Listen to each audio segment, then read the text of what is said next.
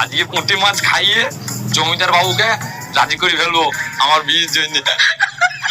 জমিদার বাবু পুঁটি মাছ নিয়ে যে জমিদার বাবুকে দেবো, জমিদার বাবু খুশি হয়ে যাবে আর জমিদার বাবু মেয়ের হাত আমার হাতে দিয়ে দেবে। তারপরে আমি কে রে আমার বাড়িতে সকাল সকাল চিল্লাচ্ছিস? জমিদার বাবু আমি কি দরকার সকালবেলায় আমার বাড়িতে? এই লে আগে পুঁটি মাছ কাটা লে, তারপরে বলছে কি গন্ধ। শোনেন জমিদার বাবু, আমার কিছু কথা আছে, আর জামাই মানুষ হিসাবে মাছ আনা তো আমার কর্তব্য, ওই জন্যই মাছ নিয়ে এসেছি। কি কথা আছে? আর জামাই না কি হিসাবে?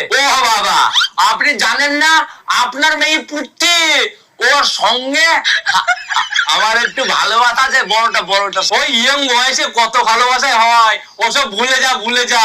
না জমিদার বাবু, আমি আমার ভালোবাসা ভুলতে পারবো না, কারণ আমার ভালোবাসা সত্যি